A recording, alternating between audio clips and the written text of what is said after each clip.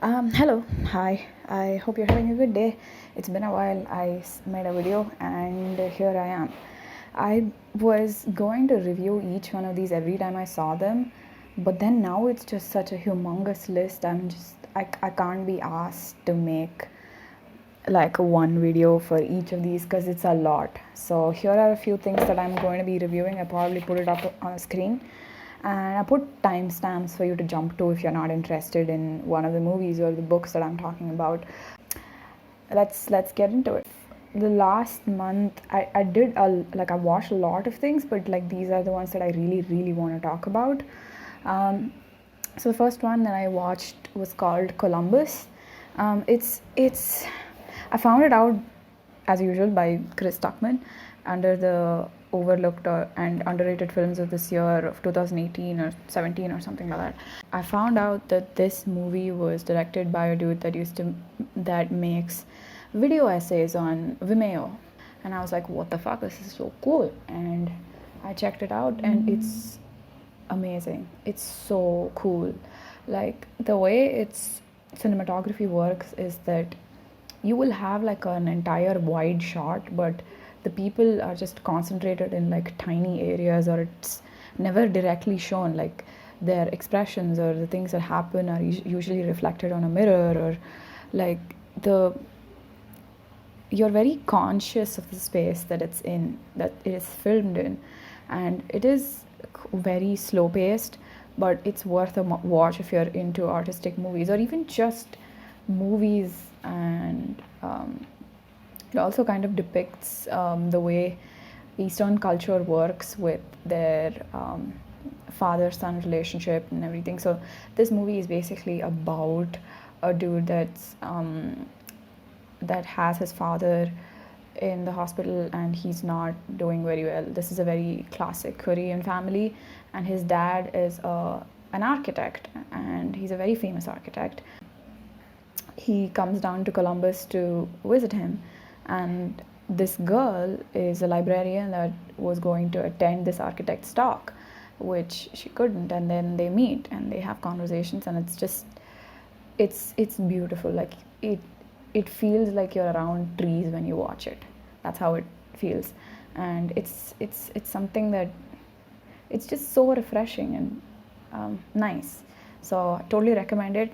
I would give it an 8 out of 10. I would say totally recommend it. You should definitely watch it if you're into movies and studying movies like I am. The next one that I want to talk about is Pride and Prejudice. I wrote a poem with respect to how Mr. Darcy feels in the movie, and it's in my Instagram if you want to check it out. I think when I watched it when I was young, I didn't like it at all, because I had like the vocabulary range of a teaspoon. Like it was pretty shit, so I didn't like it. And I tried to read the book as well, and I did not enjoy it, because every few minutes I had to like pull up the dictionary to understand it. But now that my vocabulary has drastically changed, and I'm really enjoying really old like movies that are set in olden times, and the way women felt at that time, and the way your entire thoughts and problems are based around who am I going to marry, and if I should be marrying rich, because my dad isn't rich. He's not going to leave us any money when he dies, and like all of these problems. And it's just it Keira Knightley is so charming in the movie, and so is the guy that plays Mr. Darcy, and I absolutely loved it. And I watched it after years and years and years, and I was just like, it put a smile on my face. I loved it. I would totally recommend it. I mean, I'm sure like people have watched it by now, but and I would give it a solid 7.6 out of 10. And then because of Pride and Prejudice, I wanted to watch Sense and Sensibility, and then I'm like, oh my, it's not in the same lane, is it? And I was annoyed. I was really annoyed with that movie, especially because of the Kate Winslet's character. I was like, what a child. Like Alan Rickman deserves better than that, like his character. And I hated it. I just hated watching it, and I hated even what's his name again, Hugh Grant's character. And I was like, it's quite scandalous, and it somehow just works out in the end. I should probably read the book. It would like make more sense to me, but a as a movie it just didn't hold up for me. I didn't like it, and it was okay, but like it looks really beautiful. It's just the flow of the story that makes me feel like, excuse me, why do you what? So I didn't like it at all. I mean, Emma Thompson's character is very charming and sweet and everything, but Kate Winslet's character, man, like there is, it's very superficial, and I was not happy with watching that character. And I'm used to Kate Winslet's character either being like really sweet, like in The Holiday, or like Titanic, obviously. But watching her like being like that, I was like, nope, no, I think I'm fine. I mean, like if you're into like that era sort of movies, I wouldn't. I mean, it would be fine to watch it. It's not that great. I want to watch Emma, and I want to watch the movie with Leah Seydoux in it that has. I forgot. I'll probably put it up on the screen when I get it. And then I want to watch these era movies all over again, and Portrait of the Lady on Fire and all of these things. I'll probably review them in the next month videos. I watched Call Me By Your Name again because I was doing a series on Instagram about men in love, and oh,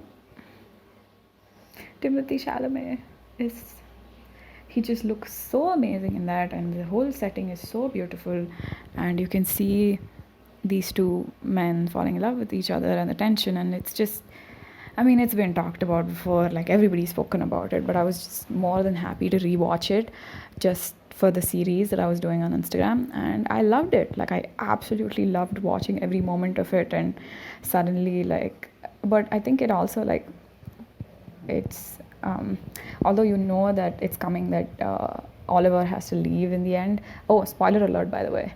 I I mean, I don't know how you haven't watched it by now, but yeah.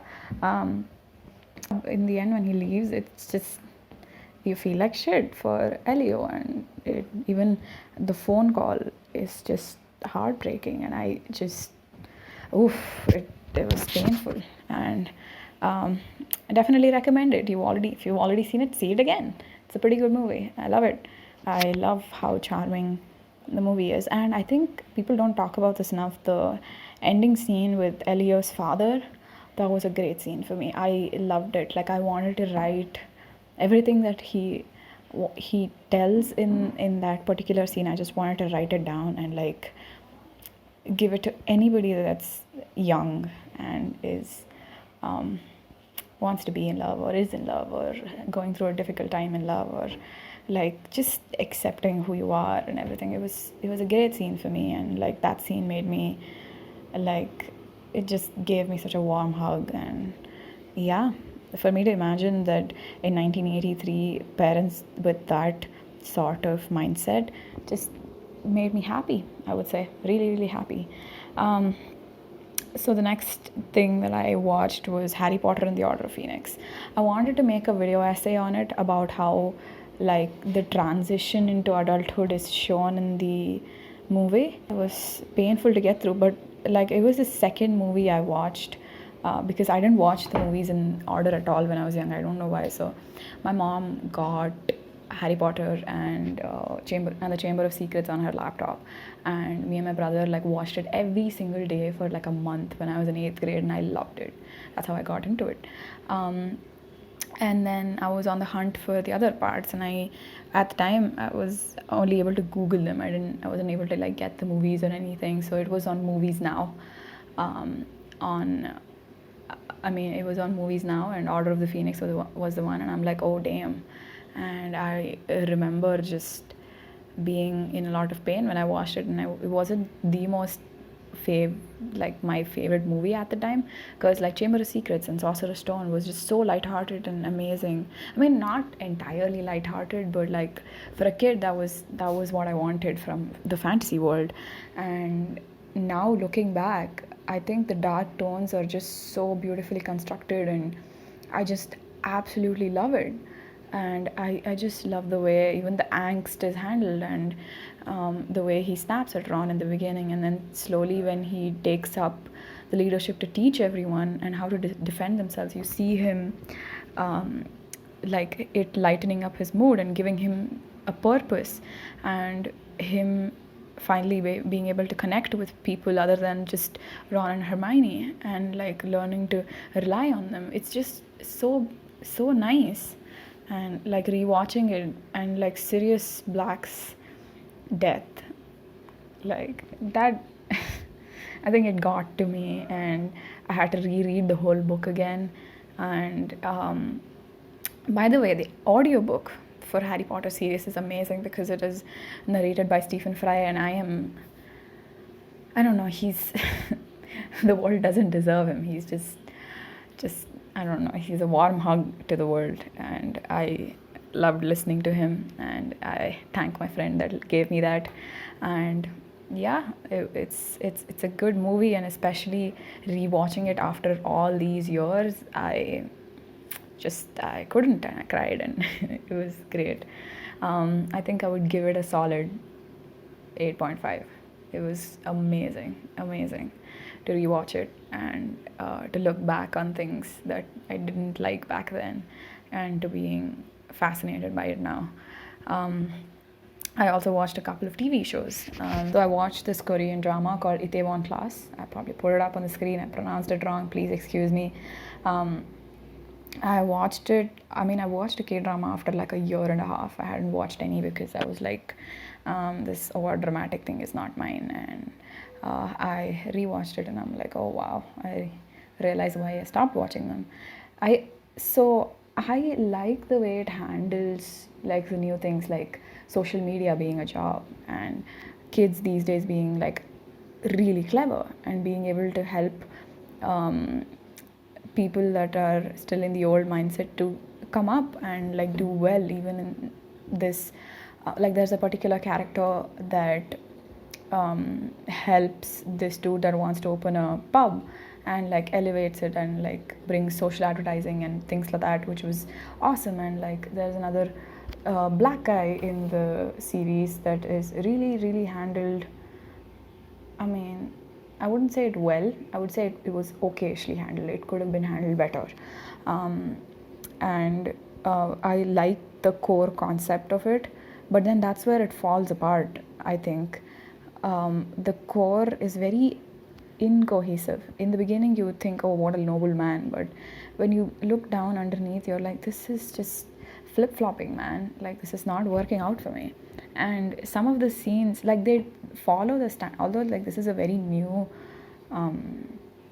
idea, but they follow the standard formula of all K-dramas. Like the first 2 episodes will have the history, and then it will have the love interests come back, or like if there's a new one, it'll come, like it'll show up in the 3rd episode, and it's sweet for a couple of episodes, and then it gets shitty, and like that same algorithm is followed in the K-drama. But and also like there are a lot of shots where like you're just zooming into the person's face for like a good minute, and I'm like, what the fuck, man, why don't.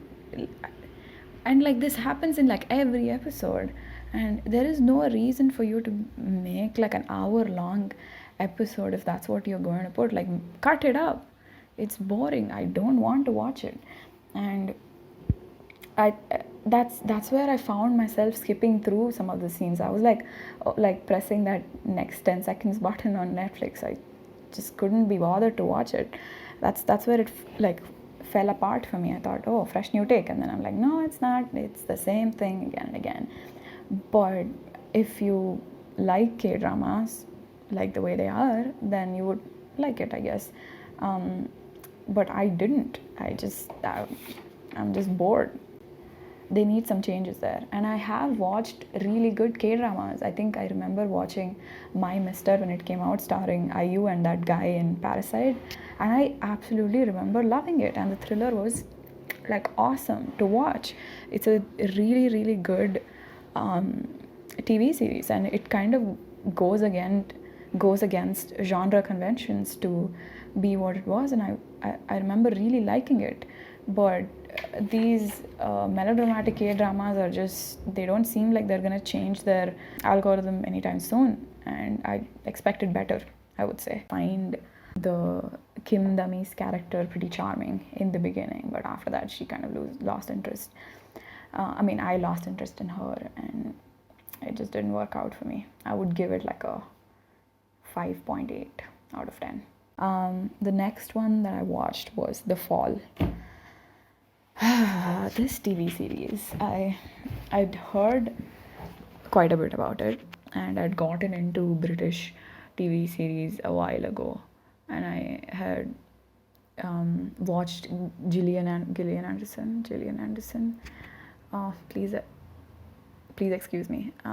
I'd watched her in Sex Education, which was awesome. Like, her character is so dope. But so I wanted to watch. I remember in one of the interviews she told that she'd always done really serious roles. So I was like, okay, I think I want to watch something that she is serious in, and I was really blown away. I loved it. I absolutely loved it. And I really like the way how complex women are portrayed in this TV series, and like there is so much that leaps off of screen about women and the way they think, and it's very refreshing and like very captivating for me. I loved it. And even the editing is so freaking good. Goes back and forth between what antagonist is doing and the protagonist of the show, and it's just so good. Absolutely love it. But where the TV series falls apart is the way it portrays men. I don't like it. It's very less dimensional. Like, I wouldn't say one dimensional, but it's really less dimensional. Like, it has less dimension to it than the importance that's given on women. And I was like, I think there's gender bias here, and I was not happy about it. And I could see that, and like in one of the scenes, the main protagonist of the show, that is Gillian Anderson, says it out loud. I think men are born as a defect or something like that. And I was like, excuse me, what? Why? What even? I don't know if I didn't understand something about it, or if it's just gender bias, like plain gender bias. And if you have any opinions on it, let me know. But I definitely recommend the show, and I can see how Jamie Dornan transitioned into Christian Grey. And like, I find those two characters pretty similar, alarmingly similar. I would give it like a solid 7.5, but it's definitely a recommend if you're into thrillers. It's really good. Like, I remember watching all 3 seasons in one go, like one shot, and like I was done in like 3 days. I was done. With respect to the books that I read last month, which is very alarmingly less, I should be reading more. Hopefully making these videos is gonna make me read more of them. I read Radio Silence, and that was like the first fiction book I read in like a couple of years now. I think after I got into books like The Power of Habit and like a lot of non-fiction books, I stopped reading fiction altogether. And this book really got me hooked. I loved it, and it has such a fresh take on teen fiction, I feel, and the author is just like 21 or 22, and for her to be able to write that, I commend it, and I absolutely remember loving the characters, and it's just so unconventional. I don't know if I think it's unconventional because I haven't read that much teen fiction, or if it's actually unconventional. I loved it. I loved the structure of it, the way it flows, the story, everything, and it's a good 9 out of 10, a good recommend for anybody that's into teen fiction. And I remember sending it to my friend after, like, literally the day after I read it, and she read it in like 6 hours. She was done, and she was like, I loved it, and she was so thankful that I recommended it to her. And it's I don't know, I think I should give a good preface. So it's about a girl that's really overachieving and wants to get into Cambridge. She doesn't know why. She spent all of her life into it, and then she listens to this podcast. I loved it. So definitely watch it if you want to watch it, if you're into that kind of stuff.